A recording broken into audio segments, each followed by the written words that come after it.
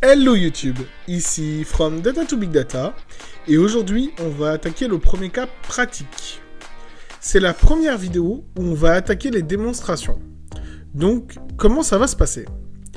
On va voir un peu de théorie au début, puis faire une démo et partager les ressources avec vous. Vous trouverez le lien en description.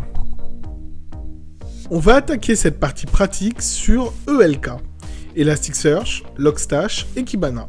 Si vous n'avez pas idée de ce que c'est, alors n'hésitez pas à aller regarder la vidéo 3 consacrée au moteur de recherche. Elasticsearch fonctionne en mode cluster. Vous allez donc trouver d'une part des master nodes qui vont s'occuper de l'administration de votre cluster. Ils sont très importants car sans master, pas de cluster. Il vous en faut un nombre impair, c'est-à-dire 1, 3 ou encore 5. Quand vous perdez un master, on va trouver une phase d'élection d'un nouveau master. On va trouver aussi des datanodes qui vont indexer, stocker la donnée et s'occuper de la recherche quand vous requêterez votre cluster. Pour faciliter l'ingestion de données, vous pouvez spécifier à vos datanodes d'être des ingest nodes. Si vous voulez encore indexer des données dans plusieurs clusters, vous pouvez spécifier à vos datanodes d'être des tribe nodes. Attention, dans ce cas, cette machine doit pouvoir communiquer avec toutes les machines de tous les clusters. Dans notre cas pratique, on va trouver 3 outils qui tournent sur un seul nœud, qui sera donc à la fois un master et un datanode.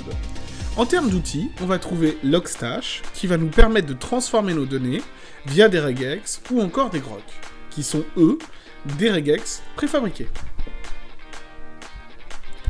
Ensuite, on va retrouver Elasticsearch qui va nous permettre d'indexer, de stocker et de rechercher notre donnée dans plusieurs langues et avec plusieurs types de recherche, flou ou exact. Enfin, si l'on veut avoir de beaux dashboards, on va trouver Kibana. Il est possible de réaliser cette chaîne quasiment en temps réel. Ce n'est pas le cas dans cette vidéo, mais dites-moi en commentaire si cela vous intéresse.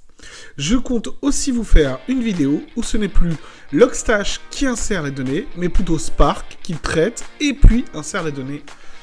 Dites-moi si cela vous intéresse.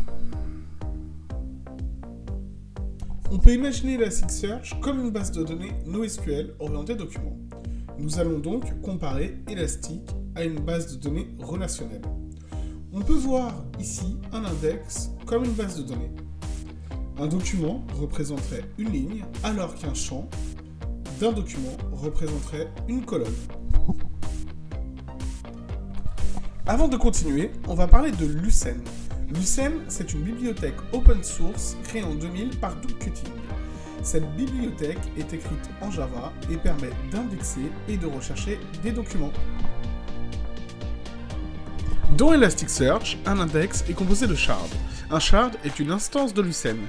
C'est important de comprendre cette notion car quand vous allez créer un index, il faut savoir le nombre de shards que vous allez lui attribuer. La bonne pratique est de rester en dessous de 50 Go par shard.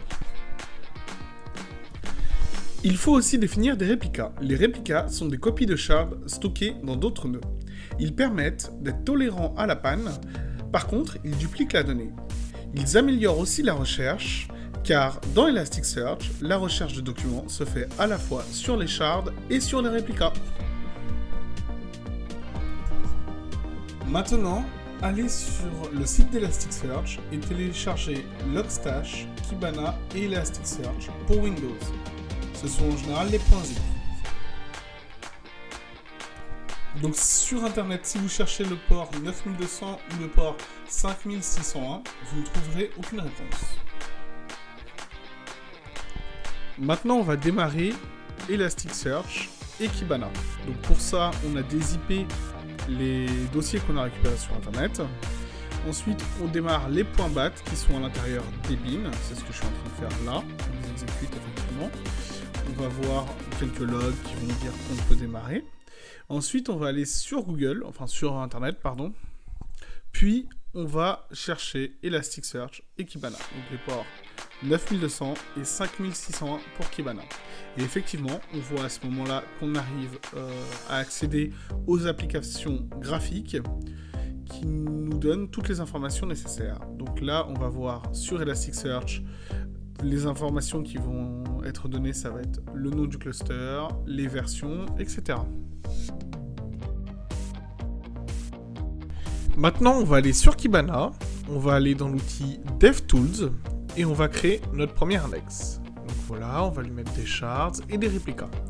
Donc lorsqu'on arrive, on run, on voit tout bien s'exécuter. Ensuite, on va lister les index. Donc effectivement, là, on va en avoir qu'un. Et pour être normal, on va le diléter. Enfin, on va diléter tout pour reprendre tout depuis le début. Et là, on va commencer à attaquer notre vrai TP pour mettre un CSV dans Elasticsearch et le visualiser dans Kibana. Donc pour ce premier TP, j'ai créé un fichier CSV très simple avec des prénoms, des noms, des matières et des notes dans ces matières. On va voir ce qu'on va pouvoir en faire. Ensuite, il faut créer un fichier de configuration. Donc dans le fichier de configuration, c'est le fichier qui va être lu par Logstash. Dans ce fichier, on va définir un pass, là où on va trouver notre CSV, un type, donc ça c'est effectivement un filtre qu'on va animer. Le ScenesDBPass, c'est pour tout ce qui est traitement en temps réel, et notamment la reprise, donc c'est pour tout ce qui est incrémental en fait. Donc la position, bah, on démarre.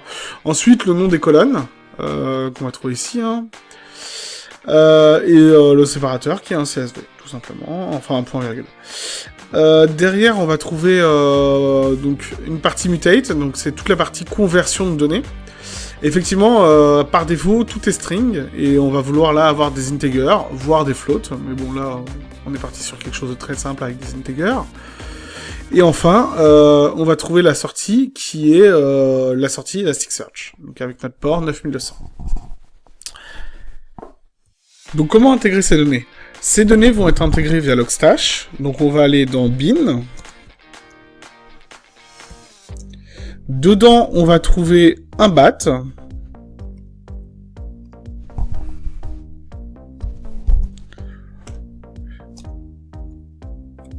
Et on va lui donner notre fichier de configuration que j'ai mis dans bin. Donc on lance cette commande, qui est un peu longue.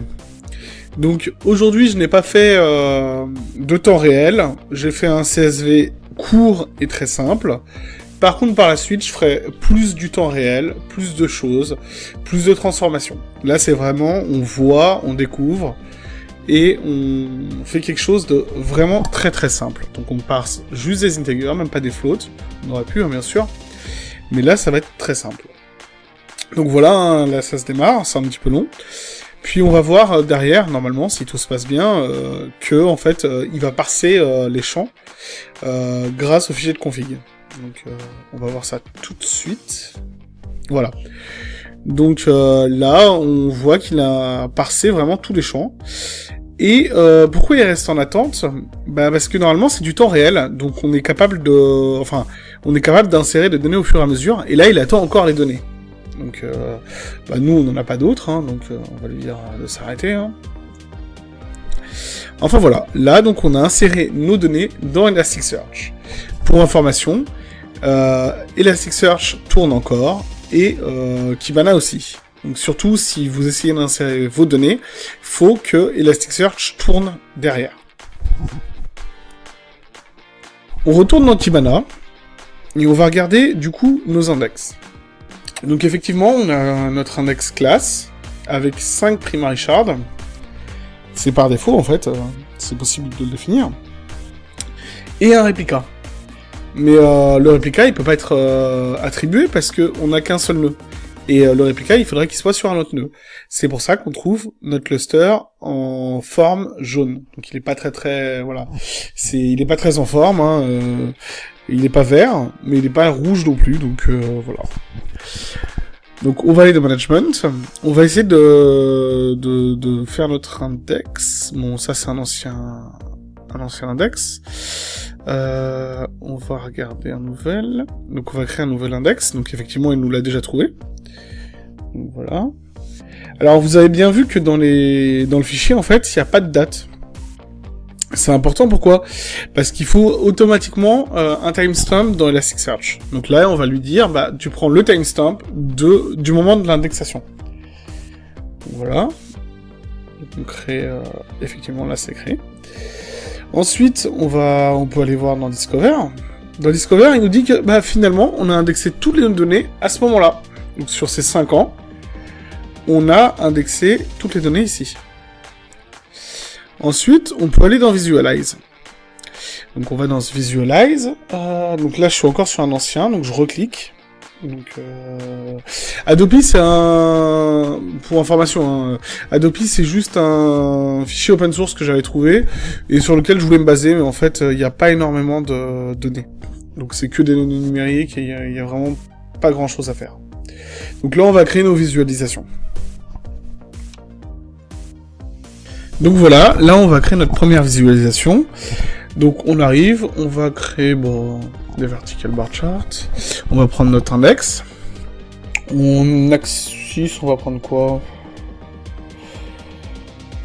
On va prendre des ranges. Donc on va faire, voilà. On va regarder les notes de 0 à 5, de 5 à 10, de 6 à 10, pardon. Hop.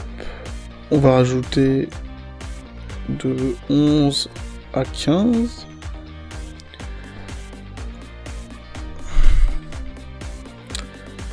Et enfin, de 16 à 20. Donc, à moins que vous soyez vraiment exceptionnel, on ne dépasse pas 20. J'ai pas choisi le field. Donc, on va prendre les maths. Allez, tiens, j'aime bien les maths. Hop. Et là, on voit tout de suite notre panel, en fait. Voilà. On va vouloir le sauvegarder. On va lui donner un petit nom.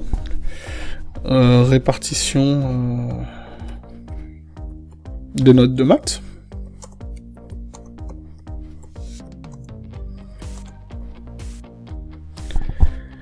Et on le sauvegarde. Enfin voilà. Voici pour le premier graphique.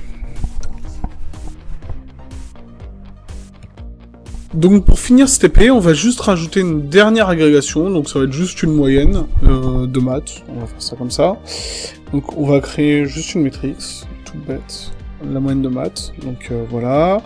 Hop, cette fois-ci c'est pas un count, c'est une moyenne, et on va prendre la matière maths. Voilà, donc on obtient 10,6, on va la sauvegarder. Moyenne de maths, voilà, hop. Je sauvegarde.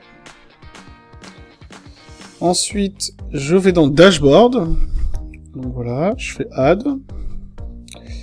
Là, j'ai ma moyenne de maths que je peux ajouter, ainsi que ma répartition. Donc, ce qui est intéressant, c'est qu'on est capable de partager ces dashboards avec tout le monde. On a vraiment une autonomie totale sur ça. On peut faire vraiment ce qu'on veut. Donc on peut les agrandir, rapetisser, etc. On est capable aussi de faire quelques recherches, comme on le voit là.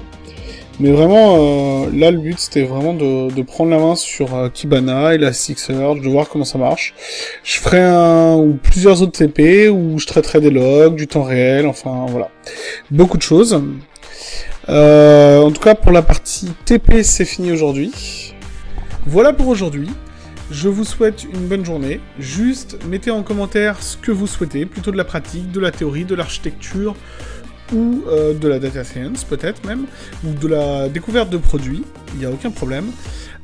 N'hésitez pas à me contacter par mail ou en commentaire pour me dire le format de vidéo que vous préférez. Pour l'instant, j'essaie de rester sur des vidéos de moins de 15 minutes pour que vous puissiez regarder la vidéo complètement et que ce ne soit pas trop long. Je vais mettre les sources un petit peu plus tard en commentaire et n'hésitez pas à me faire des retours. Au revoir!